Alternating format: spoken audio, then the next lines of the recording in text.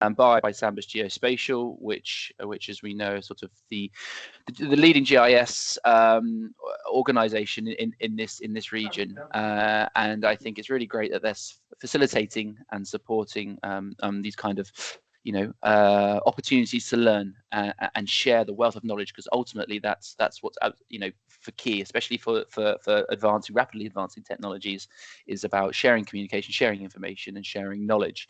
Learning is an ongoing system throughout your career, and it shouldn't be sort of focused at the front end, especially with these kind of, as I mentioned, very quickly changing technologies. Okay, so I'm going to talk a little bit about geographic information systems. Very much aware that most of the people on the call will have very good knowledge of GIS and understanding its capabilities.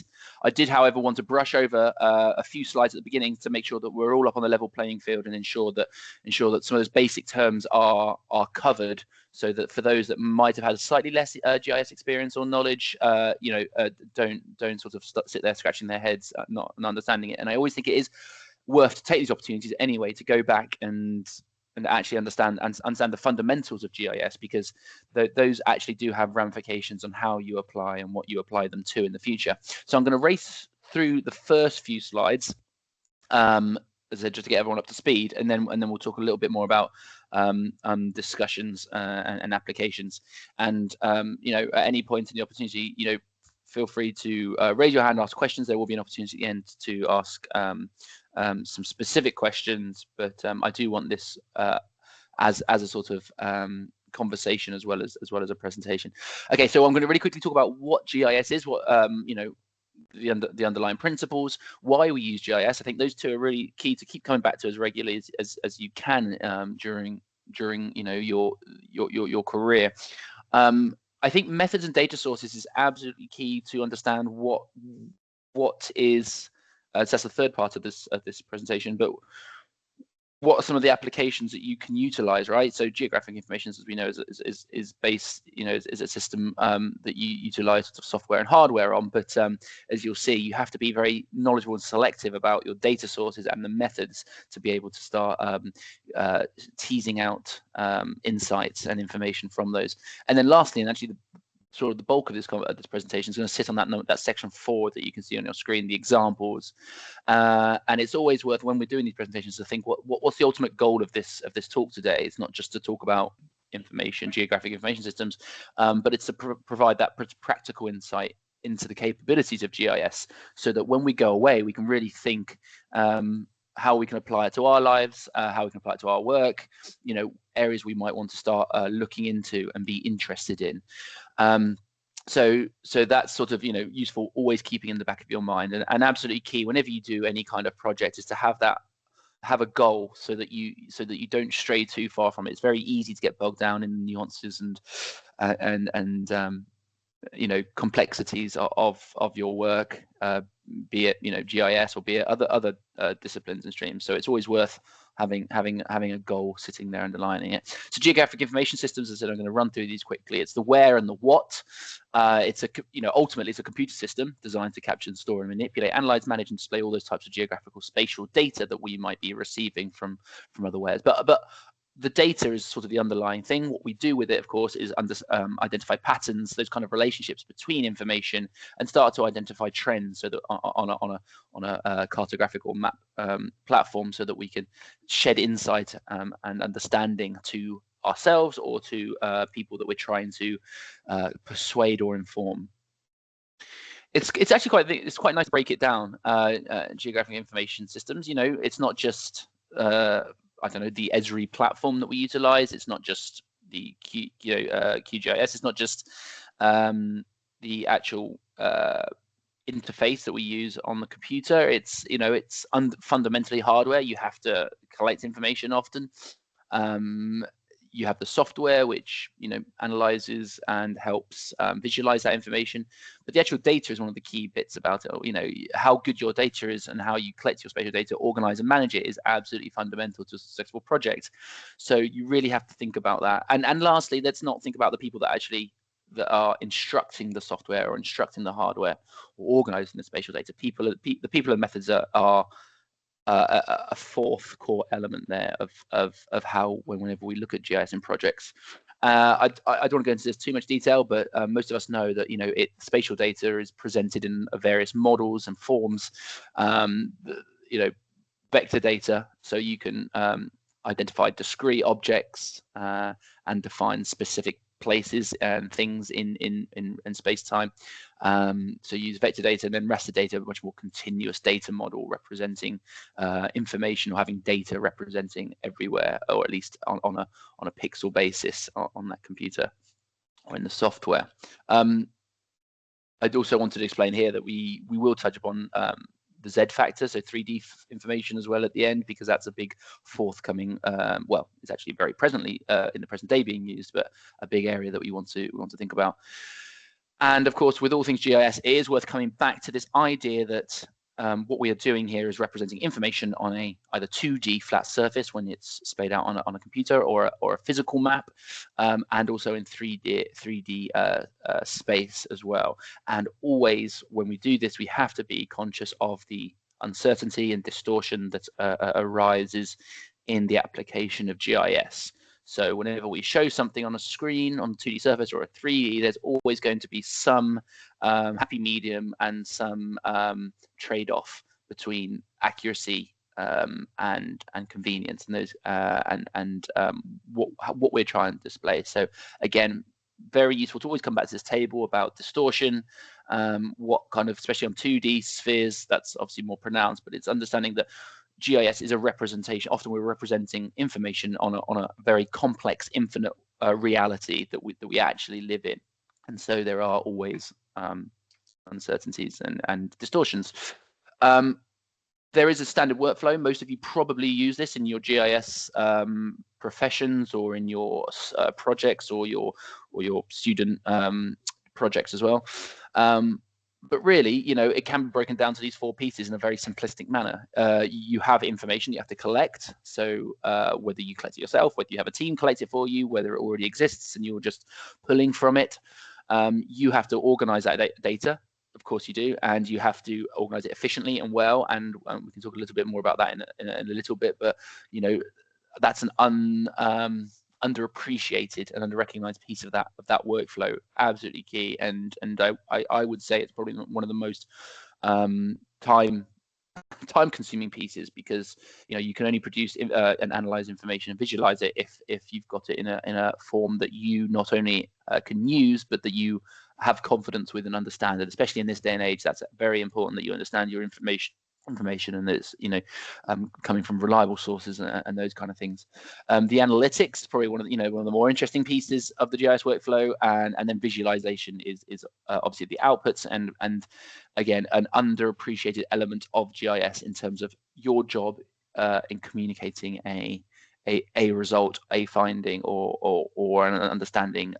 That's an art in itself, and we do have to remember that GIS is sort of a combination or an intersection of science and art, especially at that last piece, because we have to efficiently and effectively communicate our findings. But so then we're moving on to like why GIS. We want to remember that locational aspect, that where. A lot of data says where. A lot of data says what, and potentially when. But everything that happens in the world happens somewhere, as we all know. And these methods have been done, and that's been realized for hundreds of years. And so often the GIS is a more real, more sort of time efficient, more modern, more effective application of some of those traditional surveying techniques. All the original maps and all the our understanding of the world has sort of come about through spatial understanding to some extent, and GIS is obviously the modern way and integrating the efficacy and benefit of modern day computing. So we can do obviously great things as computer power increases. I don't know. Yeah, so we're looking at the spatial dimension. The whole point of GIS is not just one layer on top. We're looking contextually at a lot of elements. We're looking at the spatial dimension, so the where, and we can overlay through lots of computational layers, the intersecting of sort of information, be it human activity or in, as we're going to talk about a little bit more in a minute, environment and understanding the mechanics, the mathematical mechanics between those features, and start to respond and answer really complex, multifaceted real-world questions through underlying mathematical equations. We talked a little bit about the four core elements of it, but these are sort of the three pillars of use. How do people use GIS and why? But they could really be grouped into this these three sort of pillars in terms of, well, we are providing efficiency in terms of understanding and operational benefits. So, understanding examples here where, how operations work and making them more efficient. We are utilizing GIS. I say we, the GIS community, are using it to target information and understanding specific intelligence and knowledge-based information, essentially. And it's a massive use, and the one I work primarily in is this sort of mitigation and planning. So it's understanding the world around us and planning for the future, utilizing GIS to really help us look forward and make minimum impact, or in terms of focused and informed impact on some of the things we're doing. So you can see here, I think it's just quite useful to really quickly see how, broadly speaking, where GIS comes into play in terms of operational, targeted and planning in the below outcomes. And so moving on to methods and data sources. As I said, I'm very confident that most of the people on here are very aware of GIS and understand it quite well. So but there's lots of applications in the short term in terms of methods. There's the whole geospatial geoprocessing toolbox of the various softwares that we use. We've got spatial overlays, which is a very basic visual way of understanding intersection and interacting layers. Buffers are incredibly helpful. You don't. I think in most contexts, everyone's used buffer at some point, because you have to understand the area around what you're looking at. Network analysis is an incredibly insightful tool, especially in operational efficiencies and some of the other in industrial and logistics sectors. That's understanding about how the relationship between customer and client, and warehouse and operational facility, and the movement of goods between those areas. And spatial interpolation, that's a very big one. So you've got a number of points, and for example, in this map in the bottom right, you've got a number of point locations that are collected for information, and you're interpolating or making a informed guess of that area between those 2 points, so that you can start to have sort of data or information represent a continuous area. Not going to spend too long on this, but again, these are some of the key, basic geoprocessing tools that are really useful in terms of understanding and analyzing data and information. But indices, I think this is one that I really wanted to flag as well, because they are a fundamental approach in terms of especially raster analysis and environmental monitoring. So that's some of the fields and projects that I work in.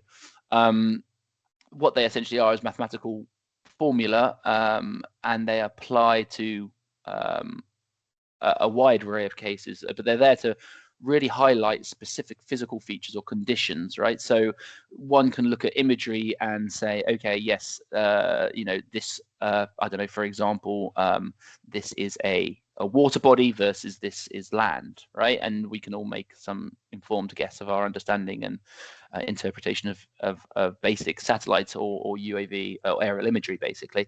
But these techniques are really key, because they've been a lot of research and studies have gone into these processing tools that sit within most GIS software to highlight and emphasize specific physical characteristics of features in the environment.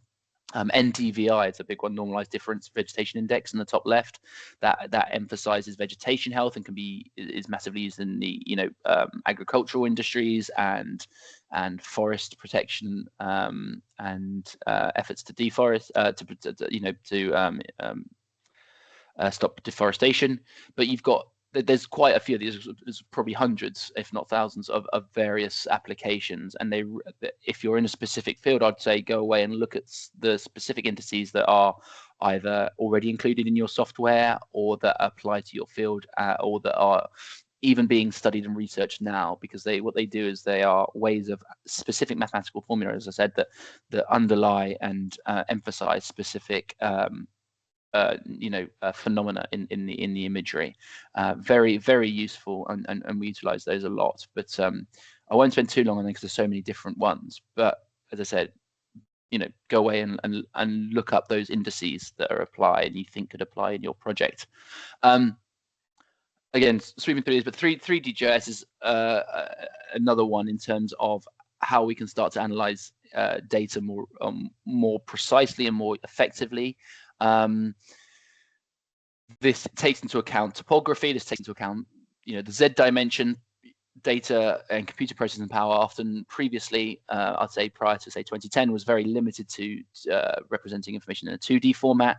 With the advancing of computer, 3D formats are now massively important, and that is a very big trend in where and how we're analyzing spatial data and how it's used in things such as building and information management, as well as volumes. As you can see, our real world is three-dimensional, if not more. So we have to use GIS to represent the real world. Why wouldn't it naturally evolve into integrating 3D GIS? But I don't want to spend too long on that because I'd say the majority of how people are still using GIS is primarily in 2D. But we should be aware that obviously this is definitely a growing trend and worth not ignoring to some extent. And on that 3D trend approach, I did want to flag some of the XR examples and how we interact. So it's that kind of visualization piece at the end and how we interact with our information. So if we've got 3D, how do we interact with it, especially in worlds where people aren't always in the same office or in the same location, or want to share information with others in a much more efficient, effective way. And I would say I've seen some really good examples of tabletop XR, which stands for extended reality, quick tangent, VR, virtual reality, and augmented reality, slightly different. Virtual reality is where you kind of go into the world.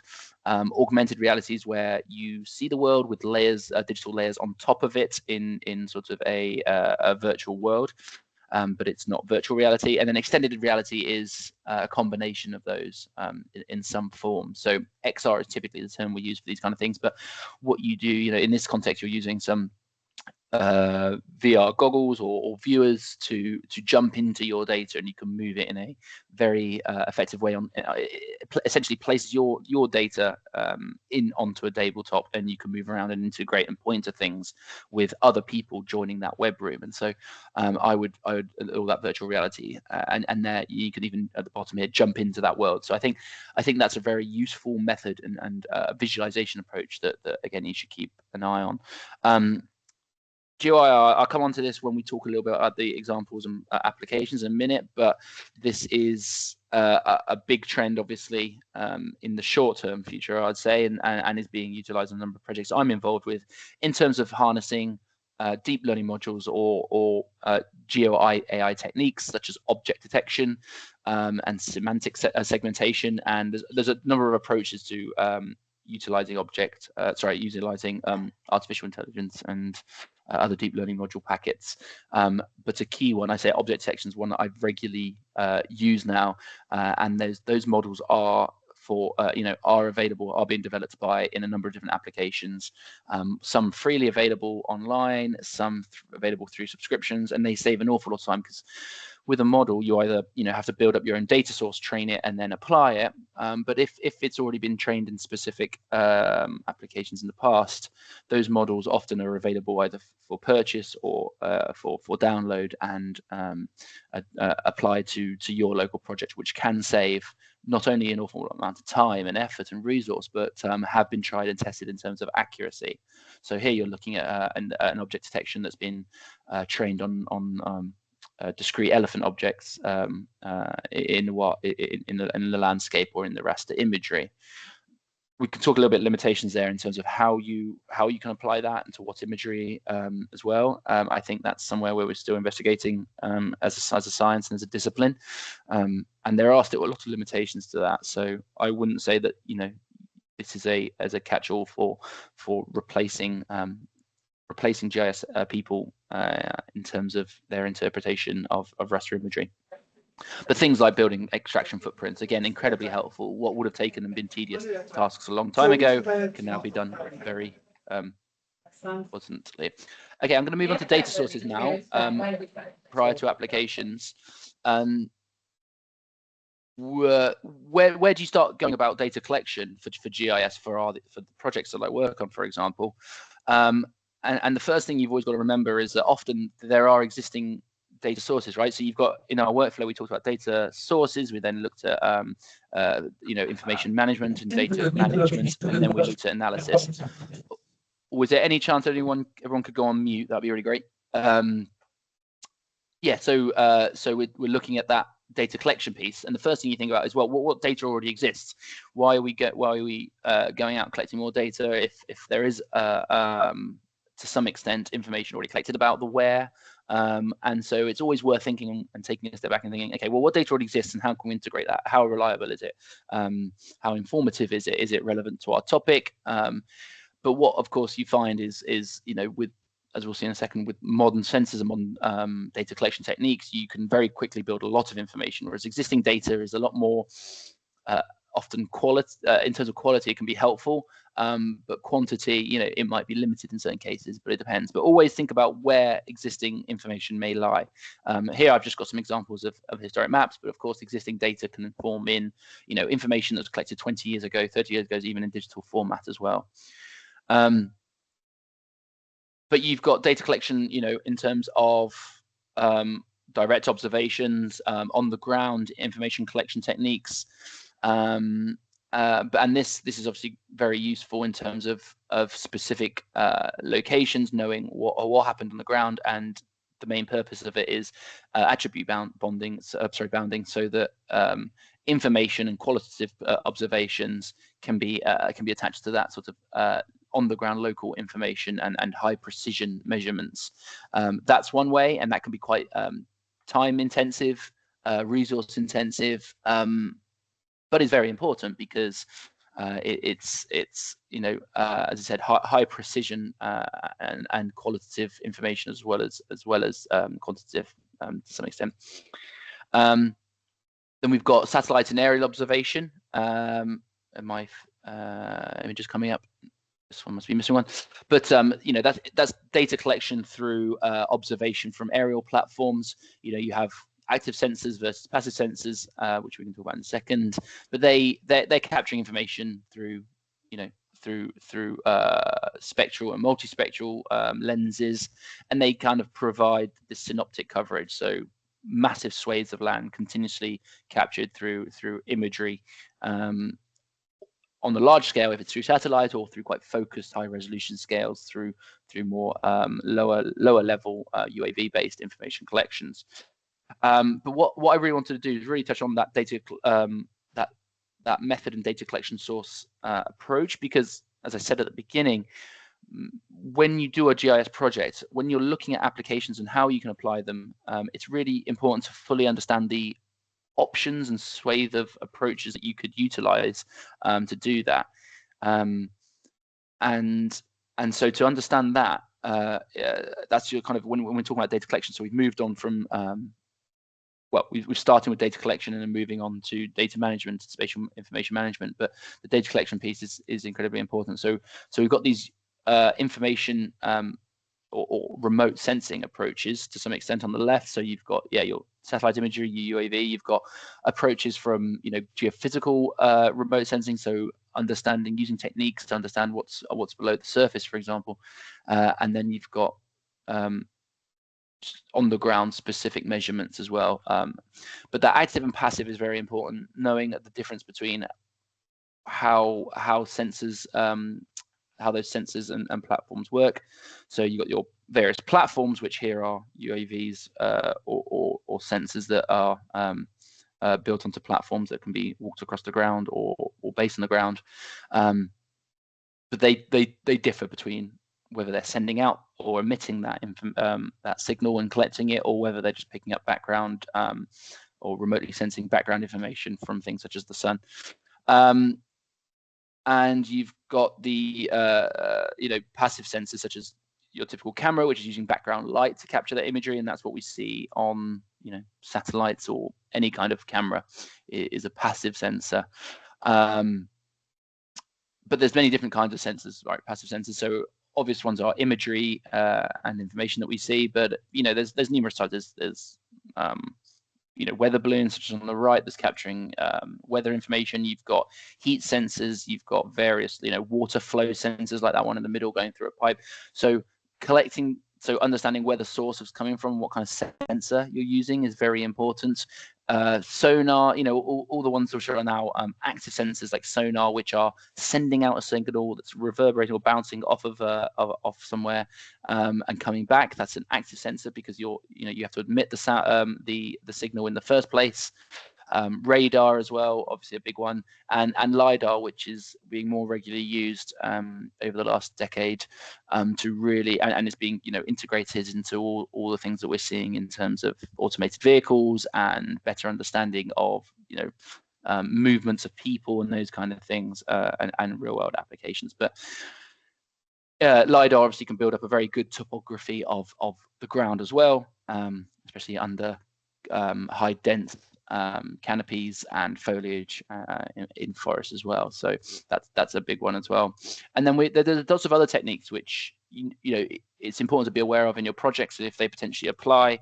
Geophysical ones, understanding what's under the ground without being able to see it. There's a variety of techniques out there that really help understand the world in which we live without actually being sort of intrusive or that's not just limited to that surface level observation.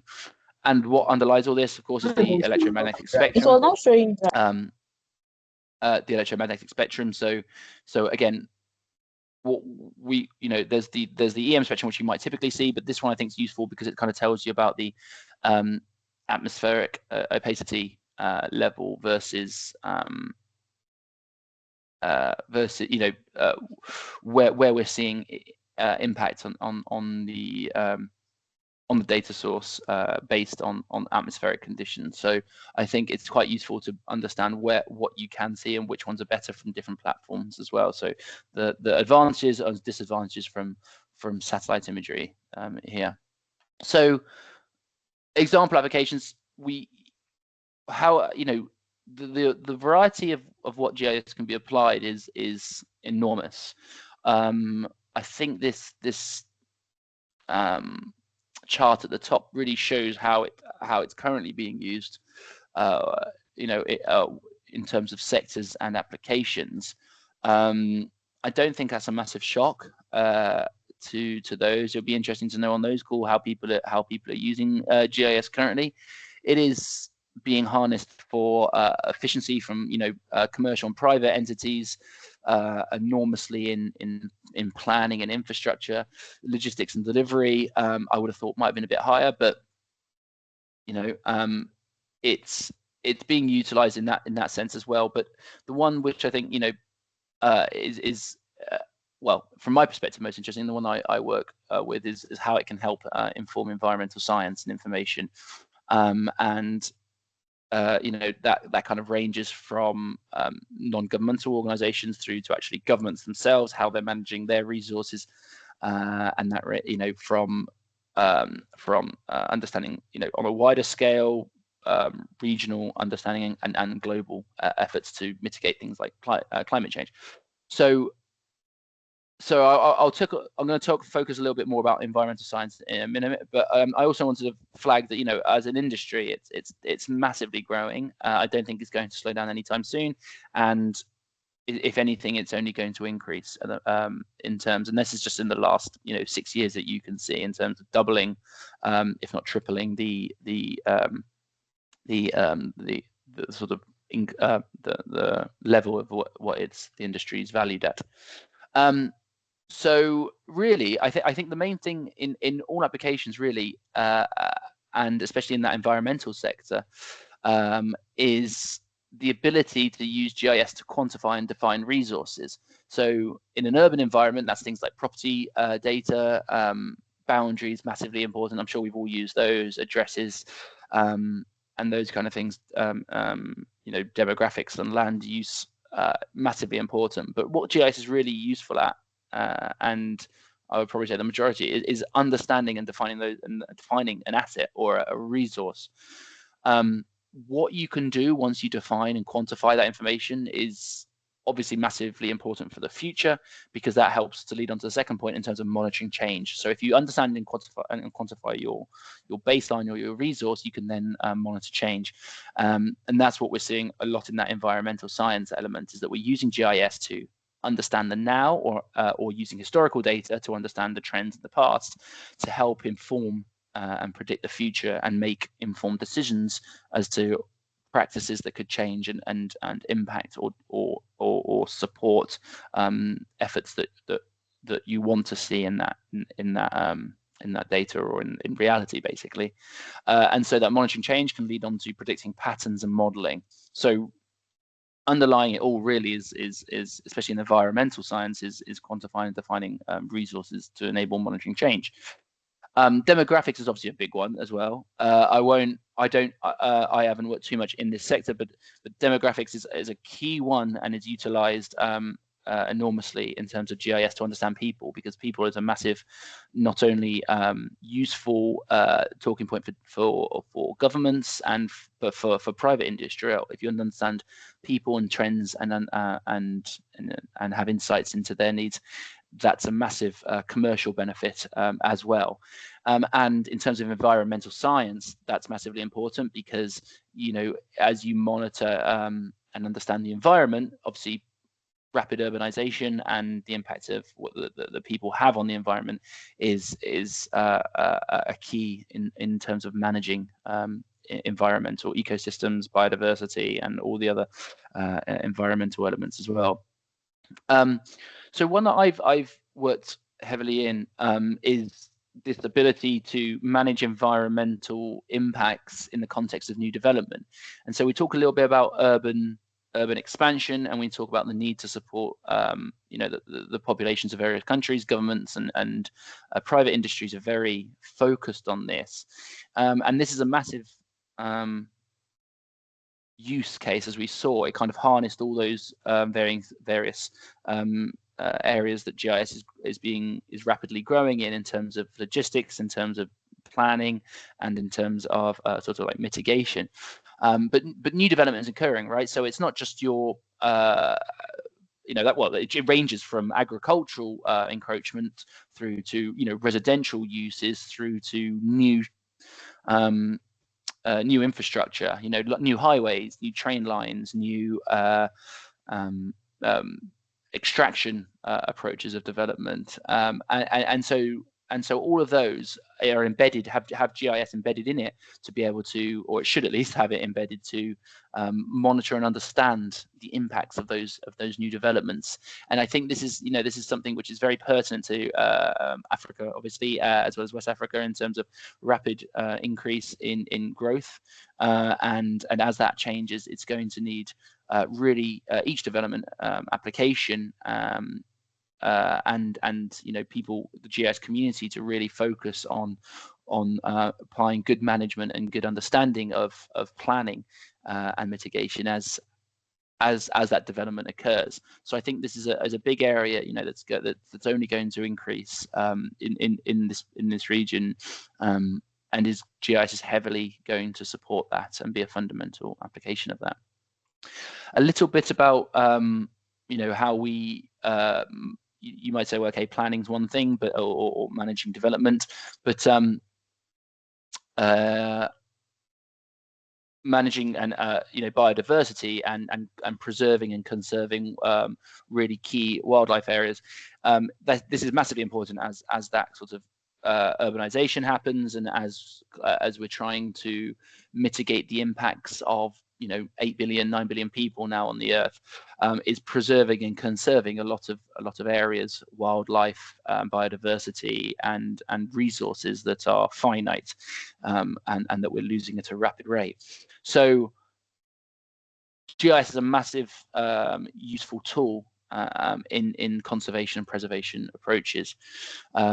Understanding where wildlife is, understanding the extents of where current land types are and current ecosystems, the extents of those, the quality and condition of those.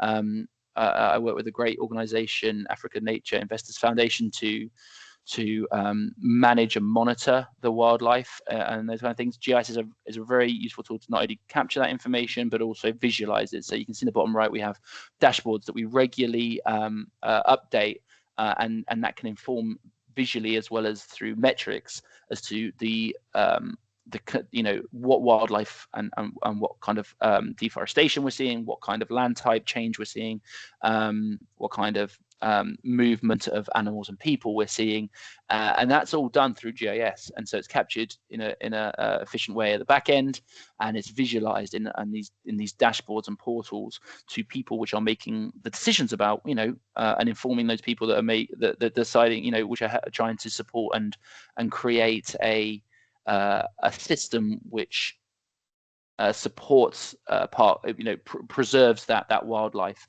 and preserves that biodiversity, as it's as I said, a finite resource which is rapidly being impacted and encroached upon by other uses of the land and people. So GIS really important in terms of land management and biodiversity.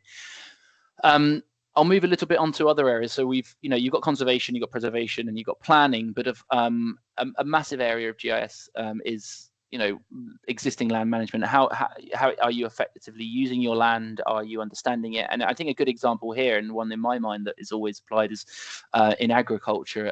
That we go back to that indice, that normalized differentiation vegetation index, that NDVI, is just one example of how you can really how farmers and agricultural specialists can understand the quality of their crop through essentially harnessing the near infrared spectrum to pick up where photosynthesis and therefore quality and production of their crop is successfully being completed, and where it's struggling. So you can use targeted resources to target areas of your crop which aren't performing, basically.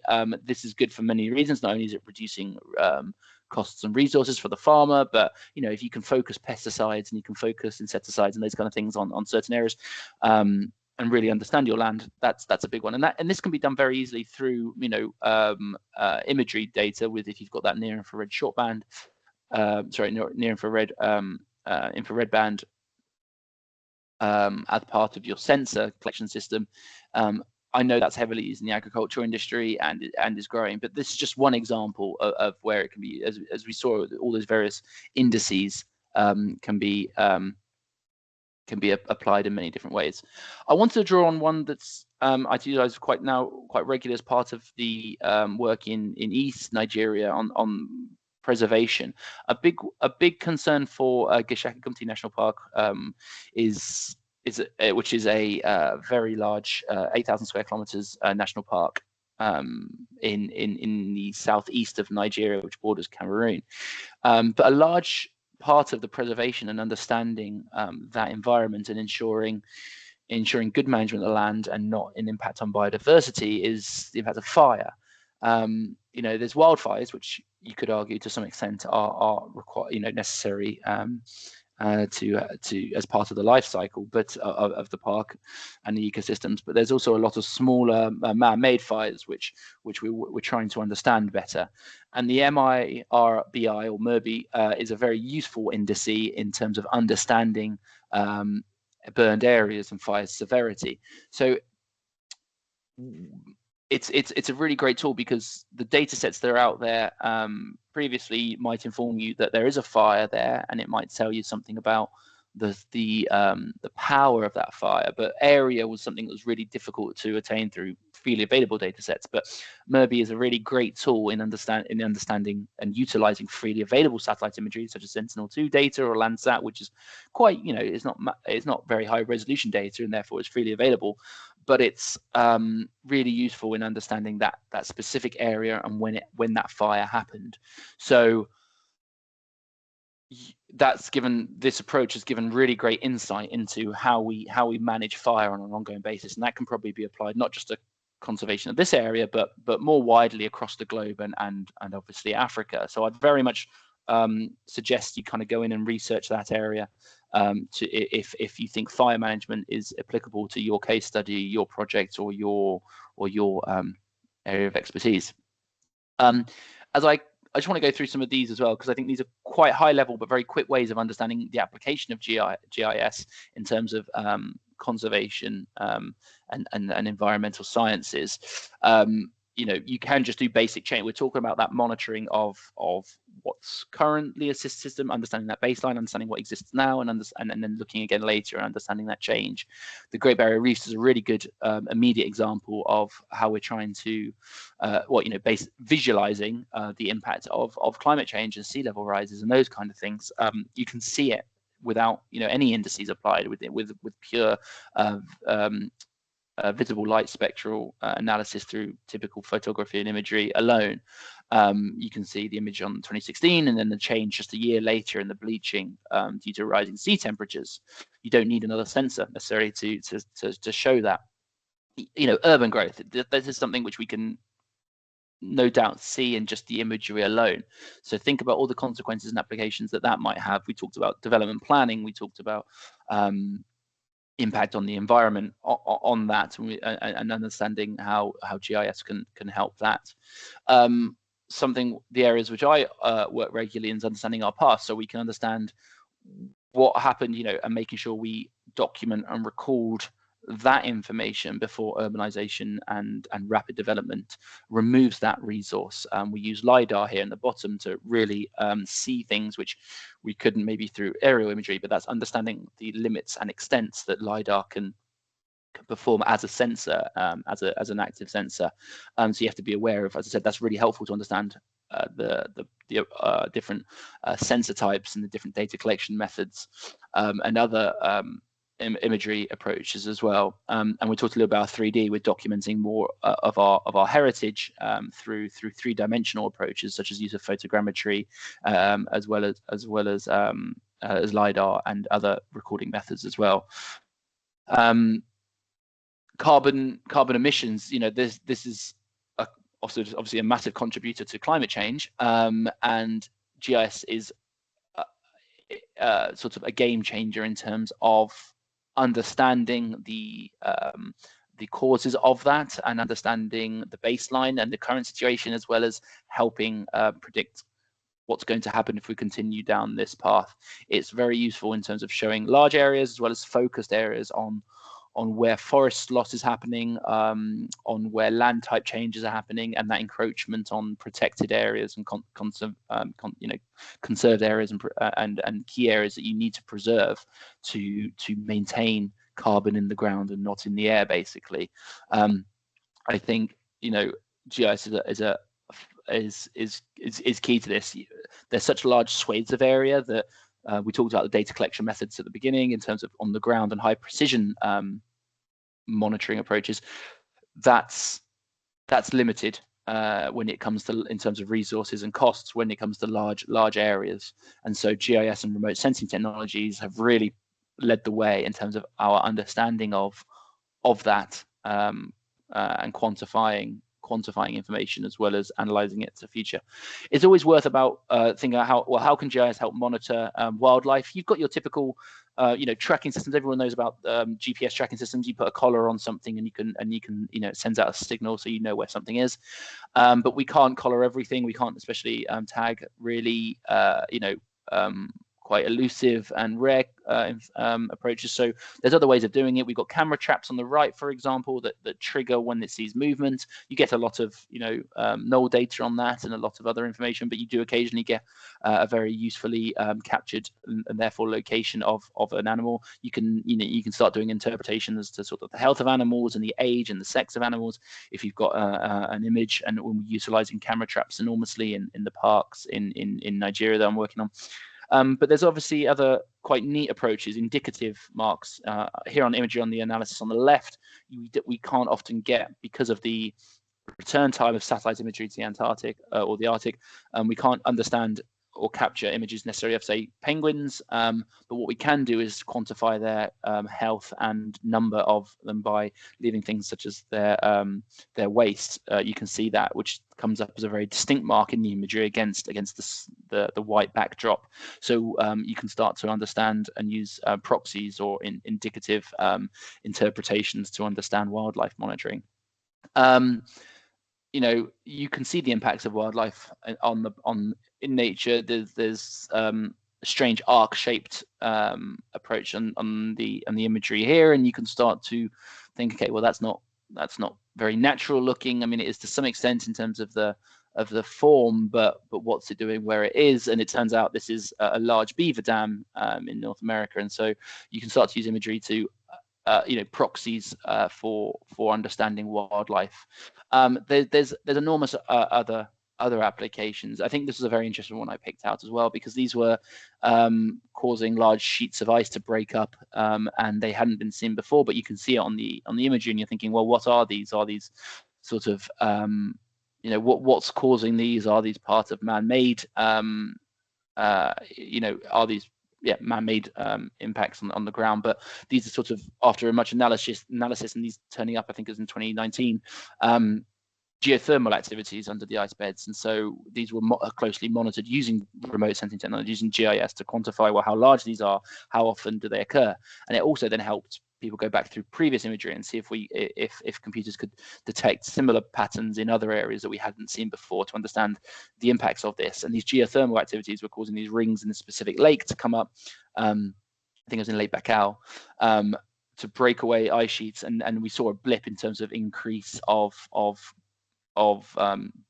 decreased surface area coverage of the ice sheets because of these large geothermal activities. And so understanding the data is massively a big role in terms of remote sensing is playing a large, and GIS is playing a large role in terms of picking up and quantifying these changes. And then there's just there's the world is big, and I don't think, I think everyone always thinks that GIS is solving all these issues through remote sensing, and that we know the globe very well, but we don't. And this is an example, I think, where ecologists focused on this one particular area because it was picked out and it was understood through GIS application that this was a cut-off, siloed ecosystem atop of this sort of extrusion in the terrain and the topography, and it could be understood that this was cut off because of a slope analysis on around it that indicated that it was, most animals were going to find it difficult to get up to the top here, and so they focused and targeted an ecological study on the top of this area, and this hadn't been studied before in any depth, but only through remote sensing and GIS was this area picked up. Obviously, it was known to some extent in the past, but the focus of ecological studies on this area and making sure we record those unique species that were found atop this bluff is really a useful and effective way. This is in Mozambique, actually, and now investigations are being organised to identify all those likely new forms of species located there and protect and preserve. So that was a bit of a whirlwind into how GIS is being applied, in today's industries and sectors focusing on environmental science, and how we're utilizing that. I hope that gave some insight and food for thought for your applications and for current approaches, be it through student projects or be it through your professional activities. I hope that was useful and shed some light on ways to help to take your projects forward. Anyway, back to you, Damilare.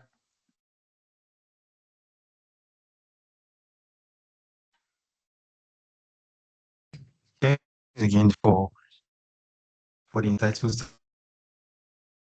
to it. Current for now, I think overly full to question from one of our asking that can Larry, you are not audible. You are not audible. We can't hear you. Okay, can you hear me now? Yeah, it's better. Feels better.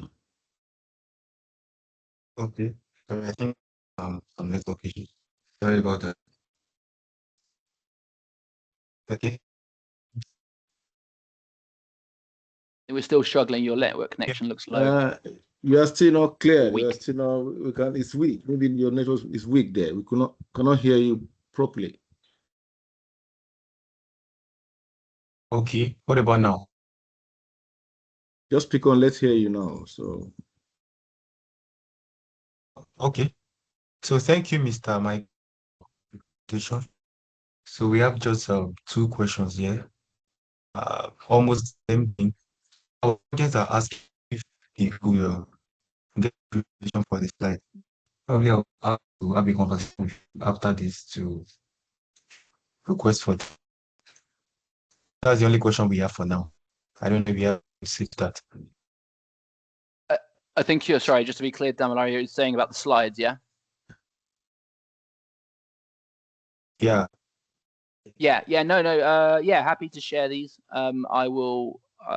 You have a copy. Well, I'll send them over to you, Damilare, and if you want to put on a open platform, that's fine with me. Thank you. That will be more question. Thank you so much, Mr. Michael, for your session. So No worries. now Thank we'll you. be moving into, thank you. Moving into this section of the, which is the answer session. Please, can we confirm if you can hear me clearly now? I cannot hear you clearly anyway. It's not too clear. It's breaking. Your line is breaking somehow.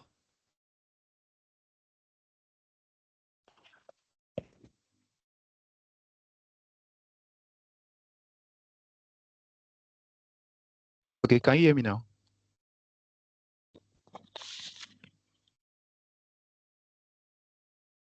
Hello, can you hear me now? It sounds better. Okay, I'm using another device now. Okay, so I was saying that we're moving into the second session of the webinar, which is the hands-on session. So I'll be introducing our presenter for this session, in the presence of Ms.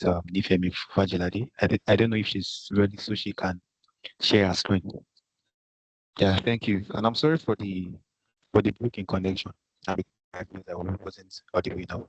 Thank you. Thank you very much, Damilare. Please confirm that you can hear me. You can hear me. Can you hear me?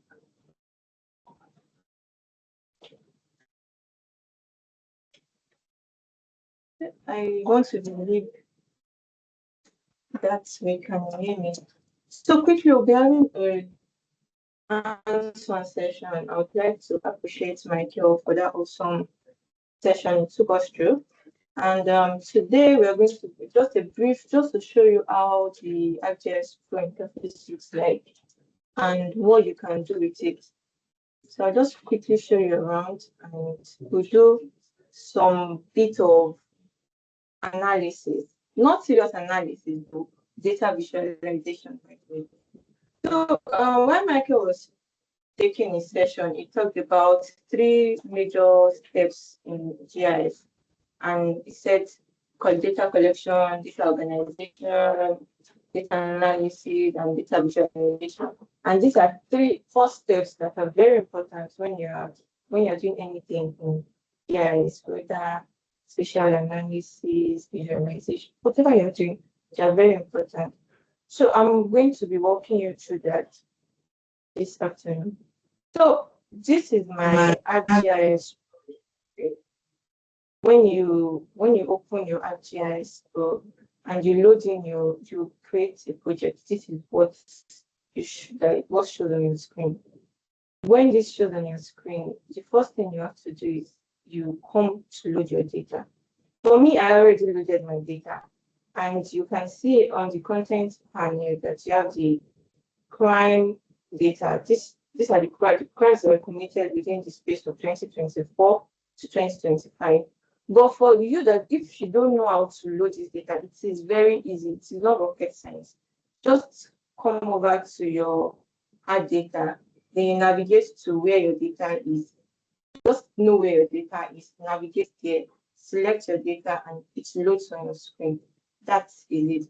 But for you now that you want to load a table data, because this data was not in this format when I brought it in, so in the form of a table.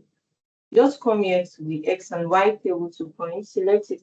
Then you see on your catalog pan, you can see that there's a new pan showing there, the geoprocessing pan. So you come over to the input table, select the data you want. For me now, I already loaded my data. So if you want to load your data, you come over to browse, select browse. When you select browse, the same way you loaded your data for using add data is the same way you load your data if it is in table format or in Excel format. And it is easy. Just ensure that you have your X and Y coordinates in your table when you're loading a table data or an Excel data. So I already loaded mine, and that's what we're going to be working with. And for this hands-on session, I'm going to be majorly doing visualization. So when you see this data now, it's not telling you anything about crime. You collected data, probably you got reports or crimes that were committed at different areas, and you gathered this data in your Excel sheet. But from the Excel sheet, it's not really giving you much information. Now you want to visualize, you want to see what you can do with this data. You want to get more information on this data. When you load this data, when you load your table, this is what you get. And it's not giving you any information. So to better understand your data, that is why we have the symbology.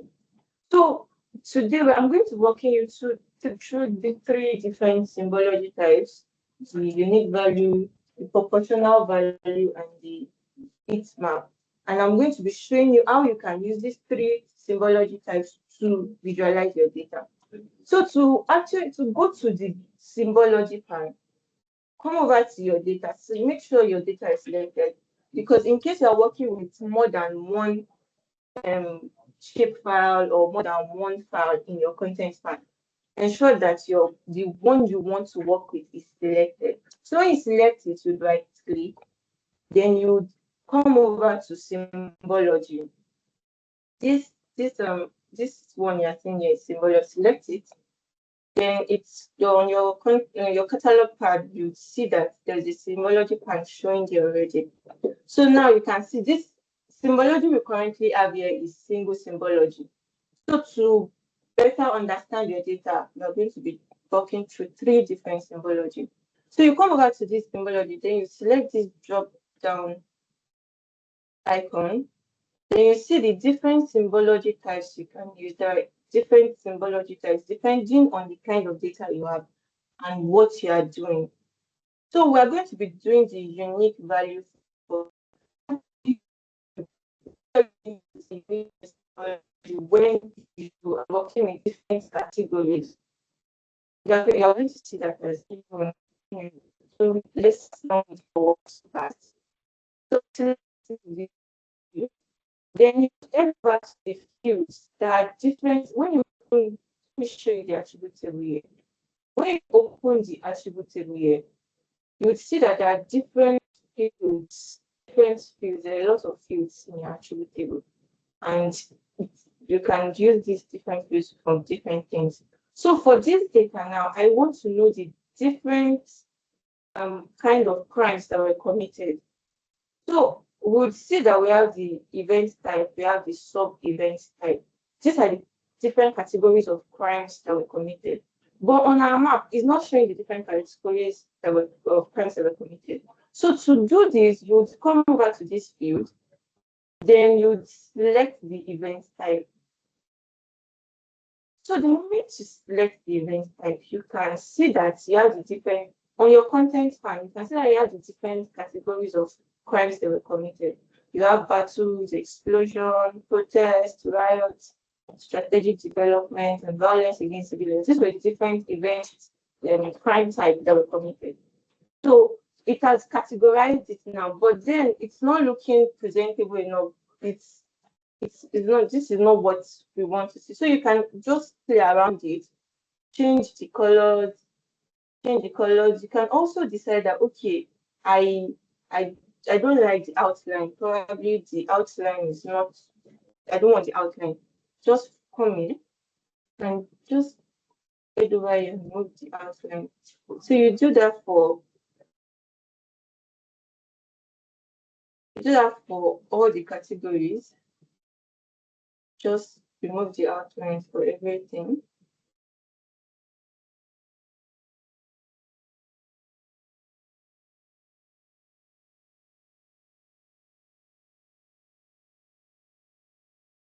You can just do that at your own pace.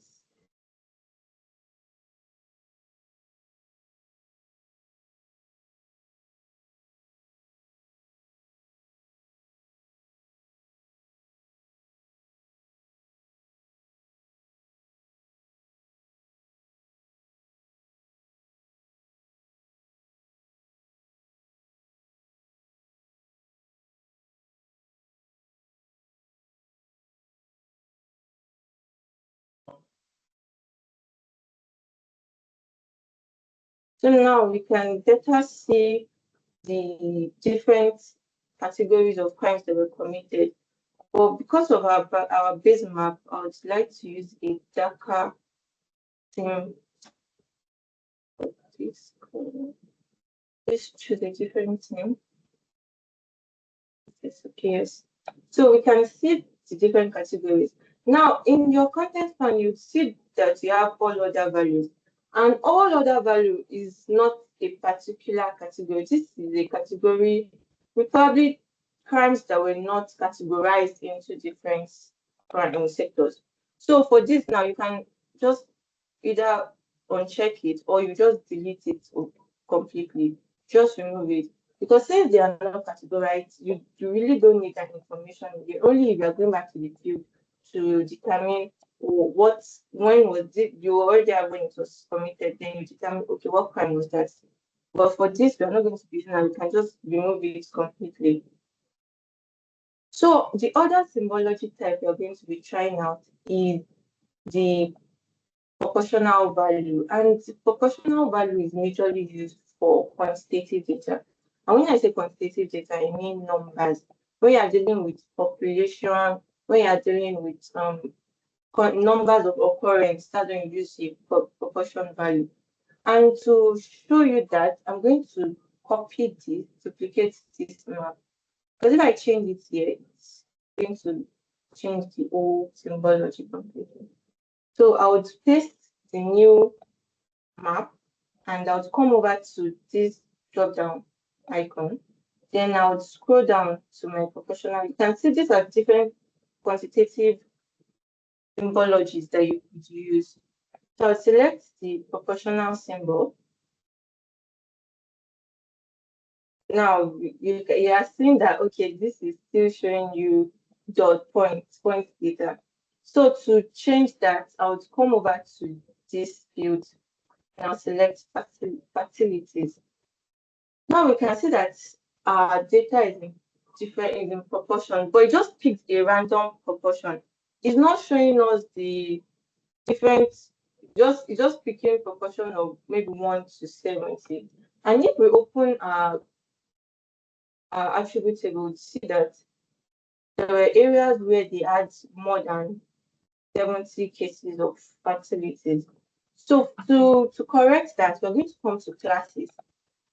And for our legend count, we're going to increase it to 5.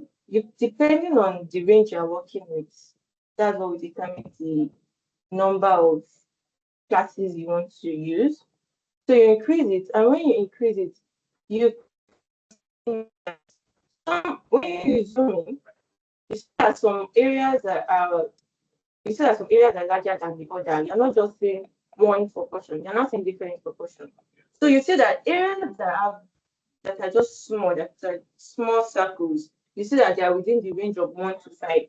The next size of proportion is within the range of 5 to 7.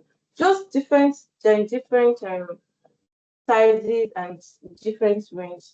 But assuming you say, oh, okay, I still want this to look different. I don't like the way it's looking.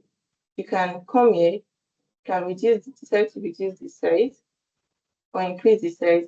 You can also change the outline color, remove the outline completely for better visualization. You see now that you can, when you zoom in, you understand the data better compared to the other time. Then you can also play around with the colors. You can decide to change this to something else entirely. Let's change this to blue. You can just play around it depending on what you are working on. So with this data, now if I show someone this data and I zoom into a particular location, they can easily tell that within this area there was the crime that happened there or the attack that happened there. There were cases of about 50 to 100 cases that were injured people or damaged goods, whatever. There were cases of 100 to 50 fatalities. And you can easily, if you publish this data, when people see it, they can easily understand that, oh, this is what is happening here. But when I see the smaller dots, it's showing lesser cases. When I see the bigger circle, it's showing more cases. That's just that about the proportional value. So for the last symbology I'm going to be walking you through today, that is the heat map. And the heat map majorly is to show the density of occurrence. For this crime data now, it's density of occurrence. When you're working with the population data, it's going to be the density of population in a particular area. So to do that, you still head over to that drop-down menu and you select the heat map. So now that I've selected the heat map,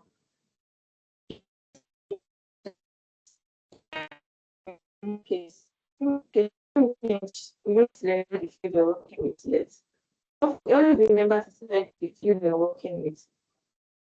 And for this, you're still working with facilities. So select that field. And on selecting the field, you see that the map changed. And that's because it has streamlined the data to a particular field. And with this now, you know that areas with dense occurrence is showing yellow, while areas with sparse occurrence, that areas that do not have a lot of facilities, is showing blue, and that's what you can see in the content here. Dense is for areas with more occurrence, while sparse is for areas with lesser occurrences. And you can use this for different kind of data. That is also depending on what you are doing and the kind of analysis you are running. So for the last thing I'm going to be showing you here, I'm going to be showing you how you can select your data by attribute.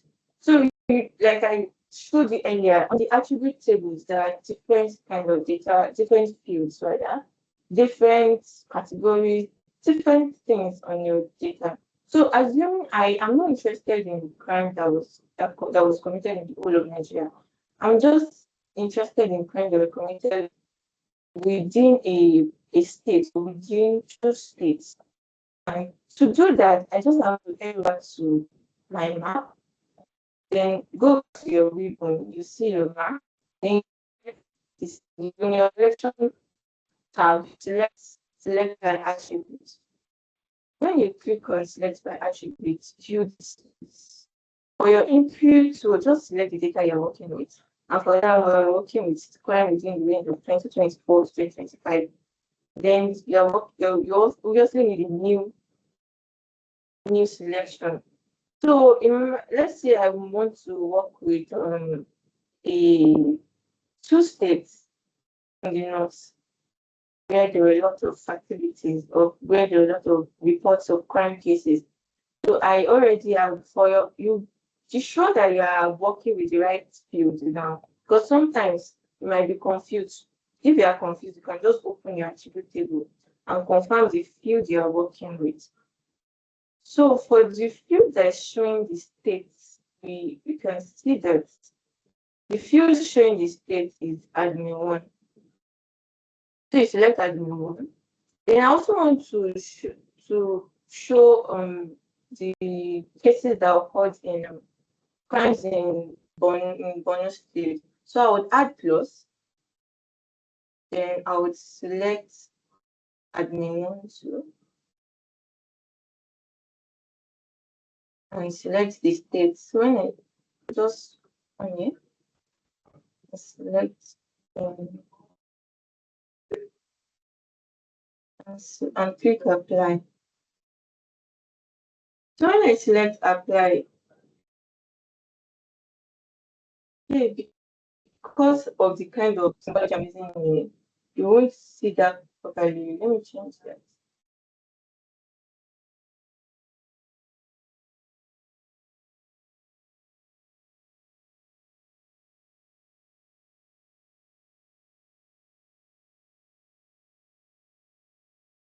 Supposed to be highlighted, but let me run. Okay, I think it's working. Let me run it again.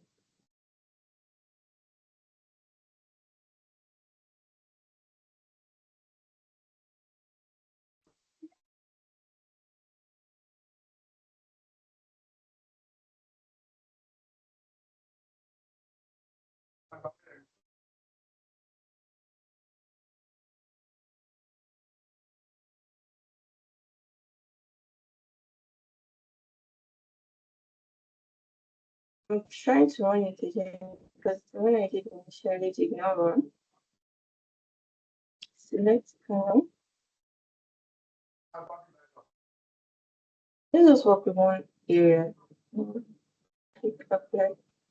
So let me just go ahead to export it and save in data set that we're working on.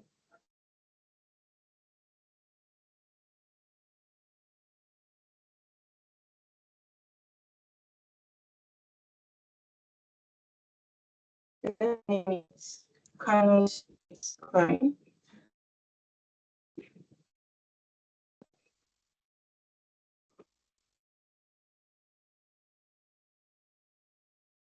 So now I have the data for only Kano State. So I can decide to close.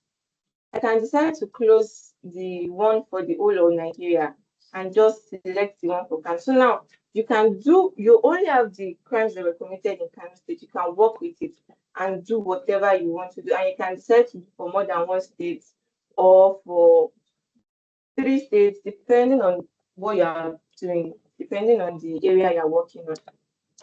I don't know if you have any questions. Does anybody have any question? That will be all for this answer session. You can visit the Sambos Geospatial YouTube channel. We have a lot of videos there where you can learn better and you understand how the ArcGIS Pro works. You understand the analysis you can run in ArcGIS and step-by-step guides on how you can do these things. And I would also like to remind you that GIS is not difficult, it's not rocket science. As long as you keep practicing, you would get it. Thank you very much.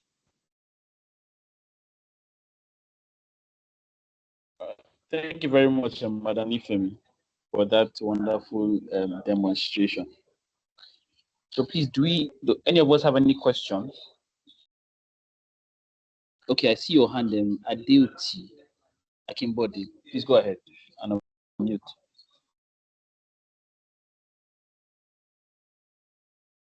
Sorry, it was a mistake. I was trying to clap for. Oh, it was a mistake.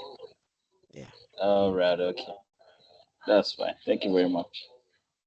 So, any questions for Miss Oluwanifem?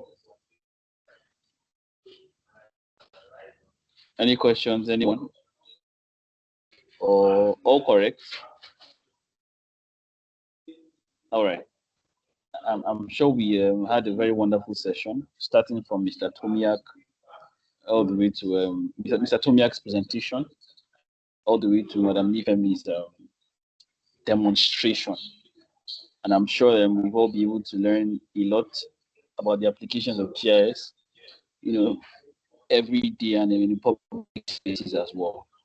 So I would just like to put up some information as well. First of all, we have our S3UC West Africa 2026 conference coming up in Ghana later. That will be particularly 15th to 16th of September, and we'll be inviting everyone to this event, and then we are sure that it will be of great use to your various organizations. We'll be getting in contact with everyone, so please look forward to our invite as well. I'll formally invite you to this event. Also, we're encouraging everyone to please join our Sambos Geo Academy program as well. And we also have some training programs coming up, some training promos as well. Some of these trainings will be ranging on a variety of issues or topics, from spatial analysis to introduction to GIS, using GIS, field data collection and management. And I think I mentioned spatial analysis before, but that will be spatial analysis with GIS Pro. So these training programs, we'll be inviting you all to it. We'll also send the flyers to all of us in this webinar as well. So we expect our flyers. And this webinar was brought to you by Sambos Geospatial. We encourage you to patronize us wherever you are. And we look forward to having you at our future webinar programs. So thank you all for your time. Thank you all for joining the program.